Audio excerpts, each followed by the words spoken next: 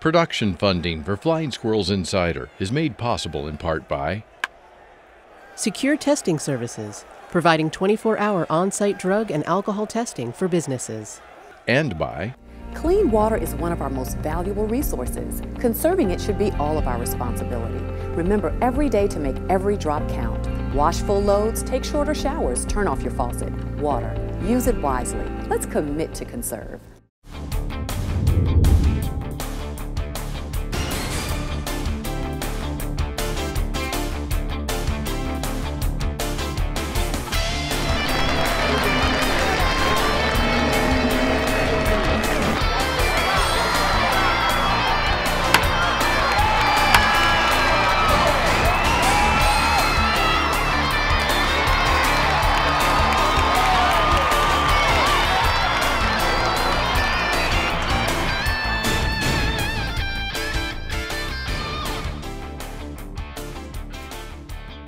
Hello and welcome to the latest episode of Flying Squirrels Insider. I'm Trey Wilson, he's Jake Eisenberg, and we're glad to be back for another episode to take you behind the scenes with all things going on with the 2019 Richmond Flying Squirrels through this 10th season.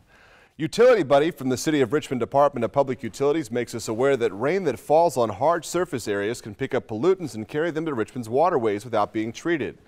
Help keep our waterways staying clean. Call 646-7000 or visit richmondgov.com and click Stormwater Utility.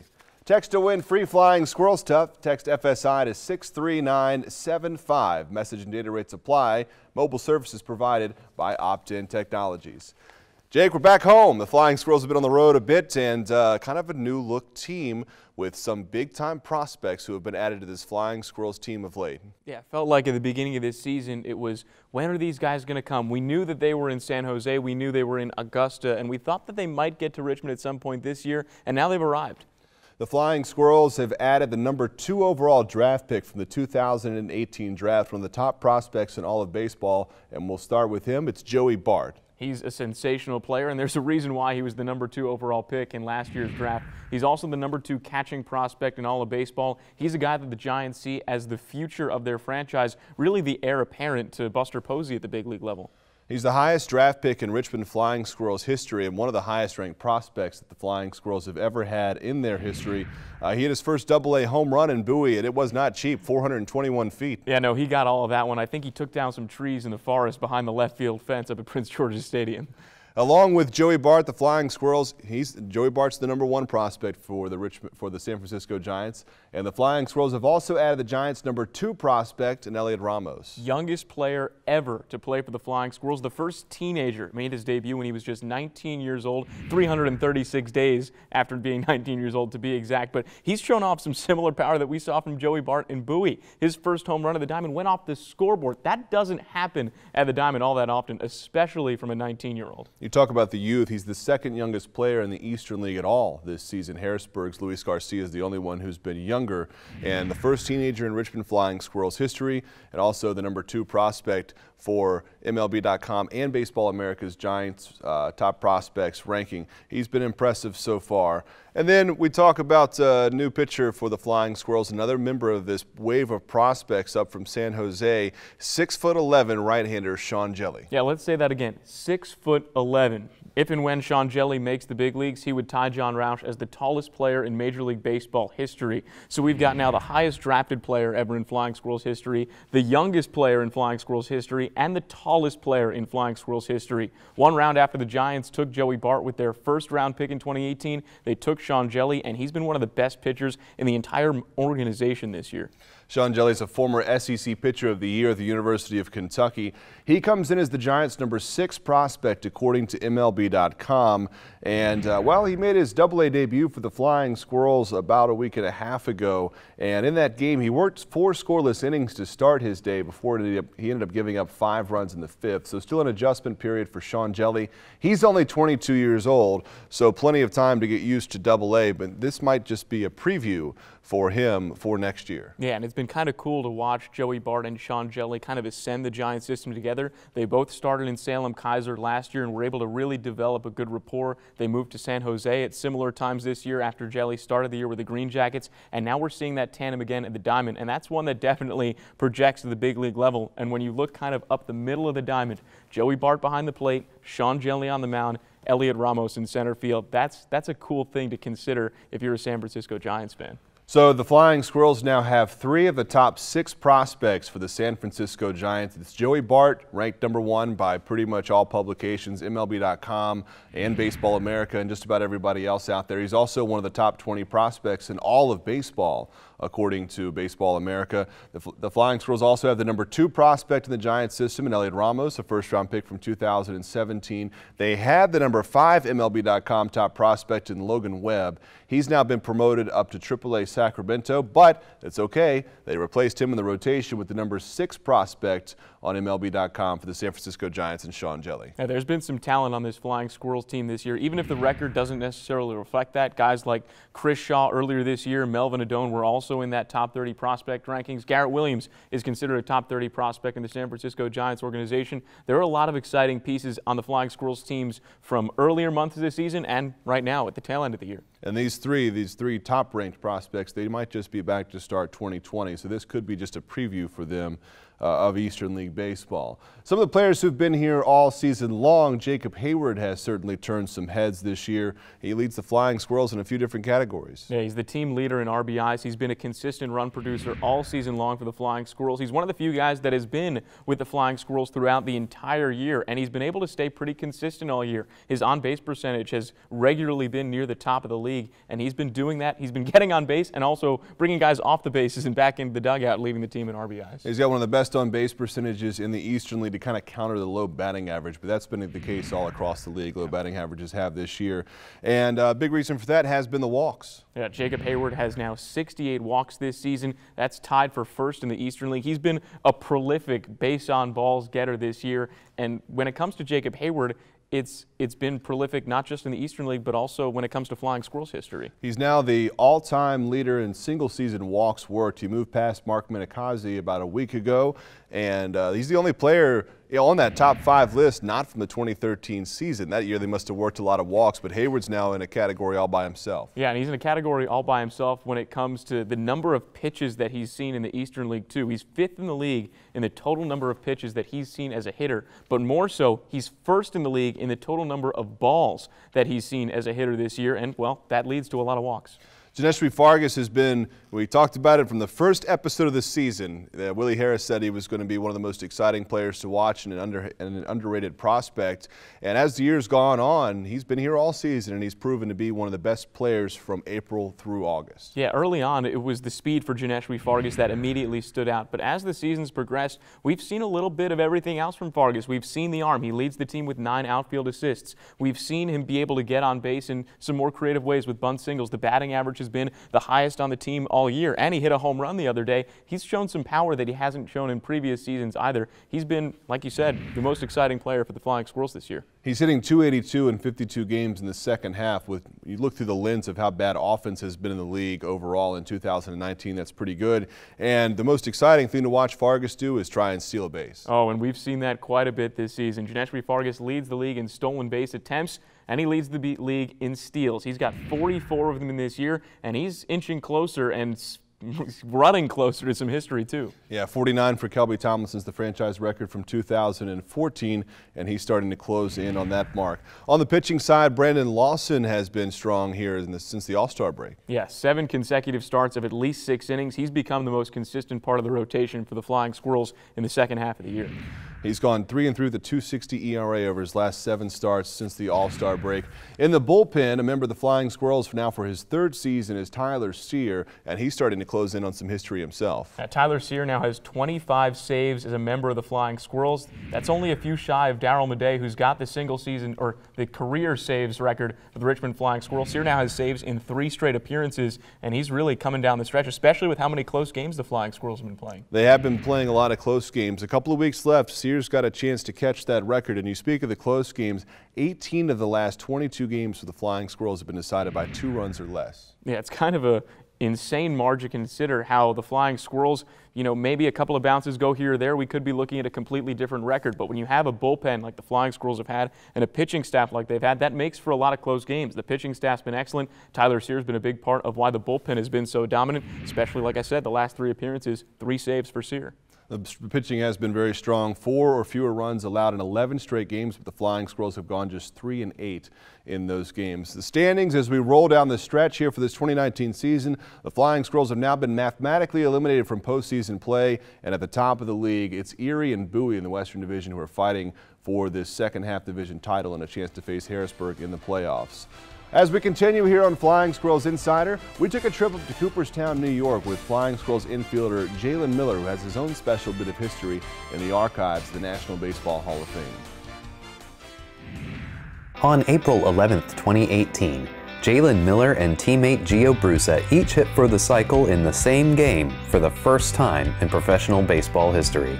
We took a stop along the road in Cooperstown, New York with Jalen to see his first contribution to the Baseball Hall of Fame. I haven't been here since I was 17 and just coming back now.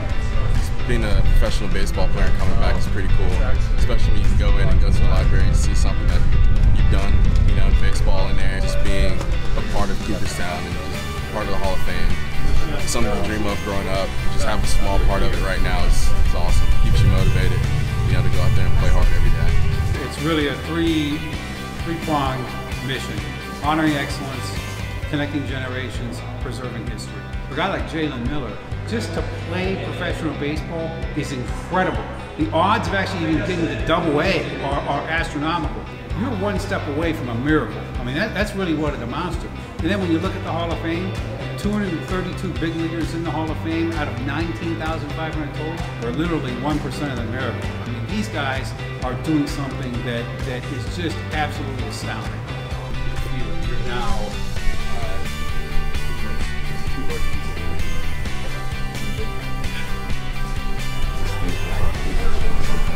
it's a continuum of business. You're part of something that is part of the country. What do you remember about this game? Yeah. You knew it? You were thinking about it? I was trying not to think, but it basically grew just the ones sideline got there from me. And the first 2 guys back to my first 2 pitches. Yeah. Like I just get something before you can swing, you know, if it goes, shit up. I was 2 up, I did 2 really good pitches in. 3 lucky, just a little bit over the plate. Also locked in that game. Out of the box, you were thinking, okay, this is it, 3. This is it. We're going. I was like, you get thrown out there no matter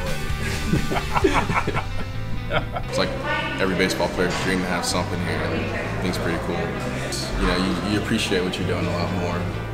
You know, when you go through all these exhibits, especially when you see like Jackie Robinson, Bell, and all those guys. For me, it's just knowing what they went through so I could play this game. You know, it sinks in. It's like when we got out the car, I saw the kids walking around, and I know they're here for the Cooperstown tournament, and that's why I came for the first time. And if, you know, back then you'd have told me I'd be here now, you know, as a minor leaguer, on the way to becoming a big leaguer, you know, I was, you know, like, I could always say it's just pretty cool, you know. It's kind of surreal sometimes. And, you know, I just want to keep that fire and, you know, get there, and hopefully one day, you know, I come back later and I'm being inducted.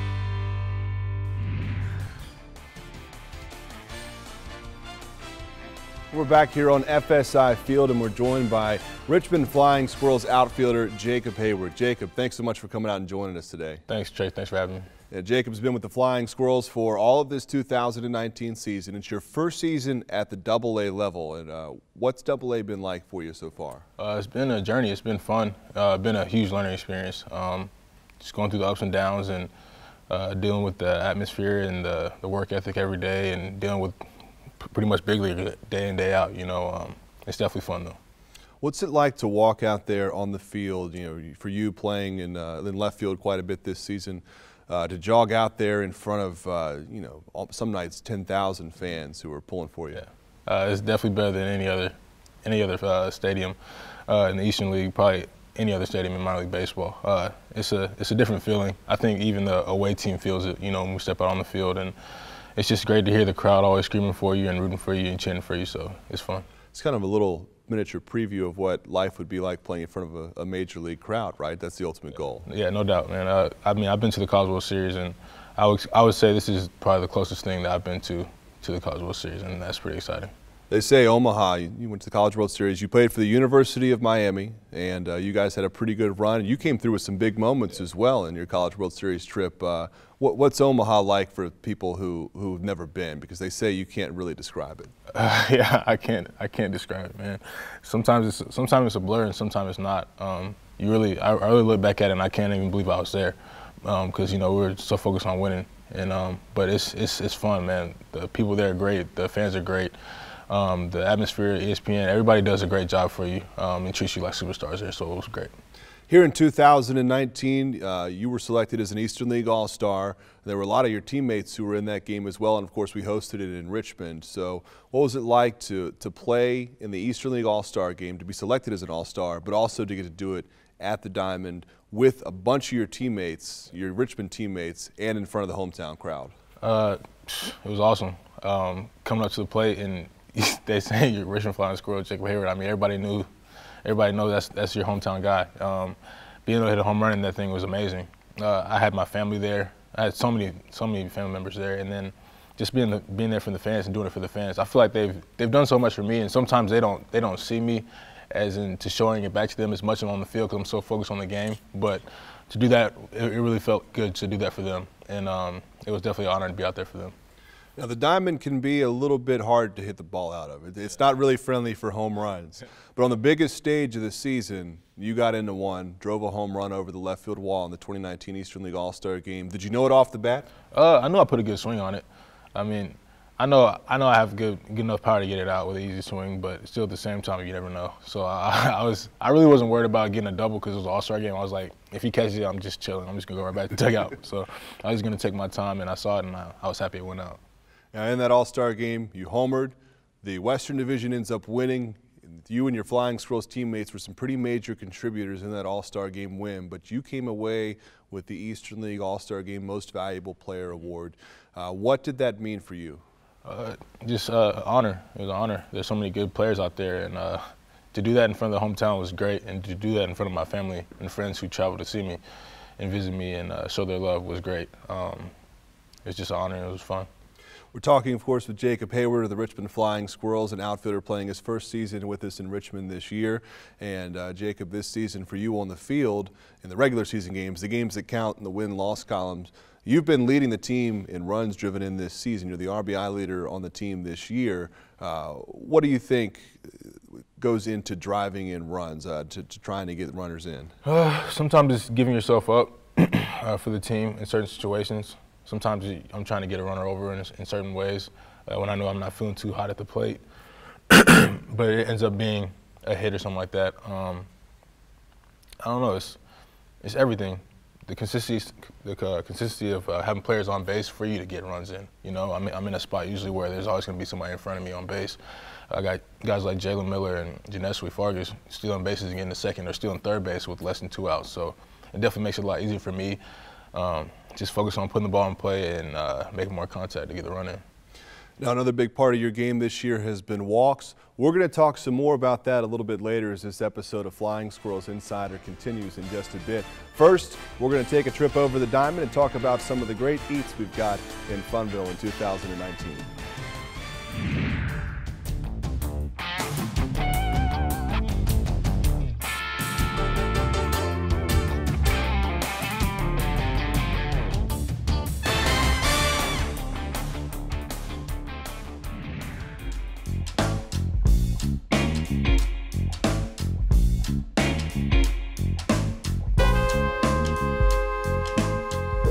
I'm Josh Barbin. I'm the Director of Food and Beverage here for the Richmond Flying Squirrels. Working for the Squirrels, I was in food and beverage background. I've been in the restaurants probably about 5-6 years up to that point. Had a business background and really wanted to get into sports, so it's kind of a happy marriage. There happened to be an opening in the food and beverage department. We got a couple signature items. You know, we were featured on the Travel Channel a couple years ago. Got our Mac Brisket Ball, which is a deep fried macaroni and cheese ball with beef brisket topped with a moonshine barbecue sauce. Drum roll, please.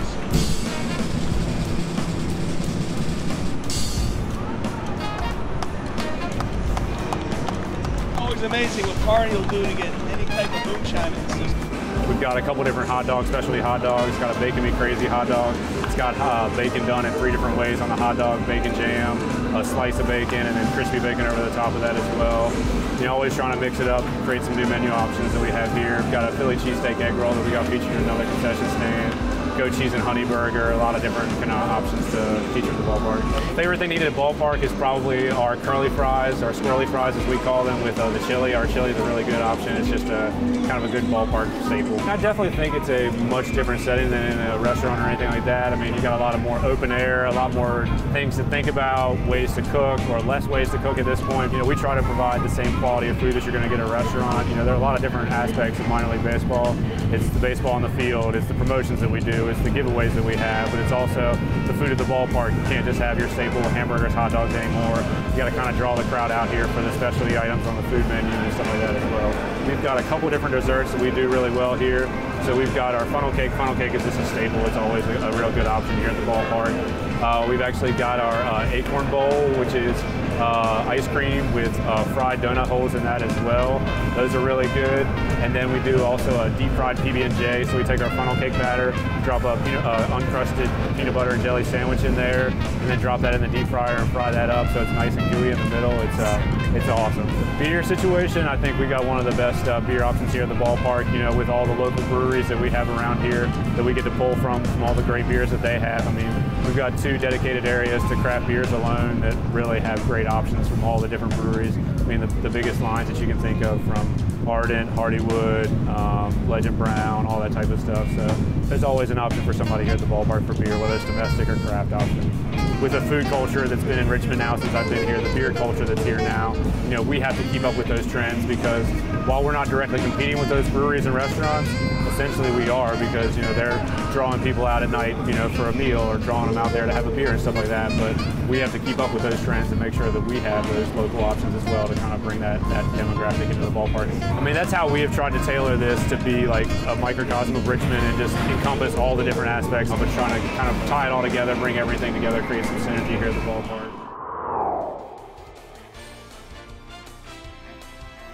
Welcome back to FSI Field. We're joined by Flying Squirrels outfielder Jacob Heyward. And when we were last talking to you, Jacob, we were talking about some of the areas of your game this year that have been strengths for sure. And well, the walks this season have definitely been that. You've always walked quite a bit in your career, but it seems to have been taken to a new level this season. Yeah, it's definitely been taken to a different level. You got better umpires in this league than high and low A, so that definitely made it easier for me to lay off certain pitches. And, well, Jacob just set the new franchise record for walks in a season just about a week ago. Yeah, congratulations on that, first of all. What is it that drives you to get walks? What is it what's the importance of getting on base that way for you? I mean, it's really not walks to me, per se. It's more of just getting a good pitch to hit and not giving the pitcher too much credit and just getting a good pitch to hit. And a lot of guys try to fool you because you have strength or certain things like that. So just try to get a good pitch to hit, and if it's not there, it's not there. So there are a few elements in working a walk that we want to discuss today, and well, one of them in batting in general is timing. Mm-hmm. And so for you, what exactly is timing? Yeah, so like whenever the pitcher breaks his hands, is about to come down, that's when I start to get back, and everything just flows in there naturally after that. How does that work with like your leg kick? You see the pitcher up in the air, he's breaking here, where are you? So I mean, once he's breaking, I'm back. And then once the ball is about halfway, I should be attacking. My foot should be coming down.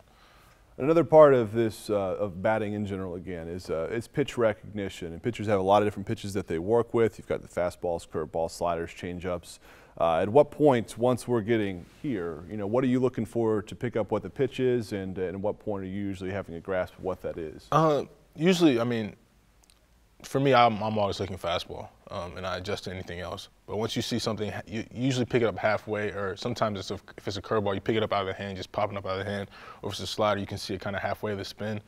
Yeah, it's pretty much that, and just got to understand where certain pitches are to lay off of. So location's the next element of what we want to discuss. So you see, we'll say a fastball's coming in. You see a fastball coming in inside? Yeah, for the most part, I'm letting it go. Yeah.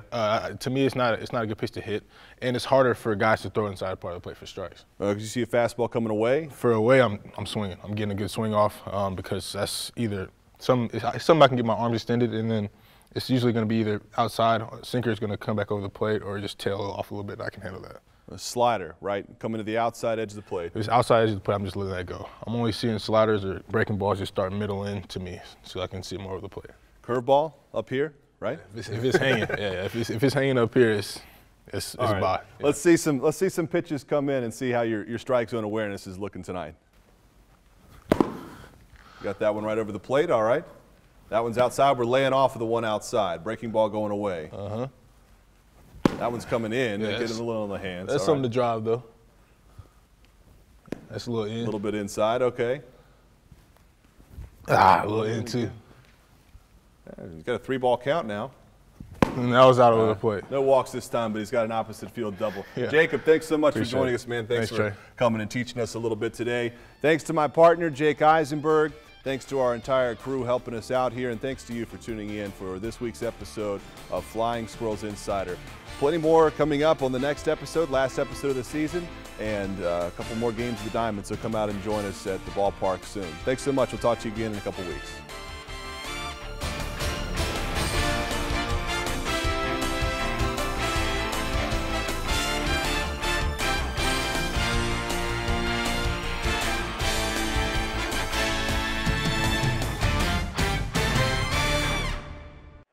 Production funding for Flying Squirrels Insider is made possible in part by Secure Testing Services, providing 24-hour on-site drug and alcohol testing for businesses. And by Smell gas? Act fast. Don't just stand there. Leave the area. Get out. Go where the smell is no longer present and call 911. Making you aware, keeping you safe. We're Richmond's Natural Gas Safety Awareness Program.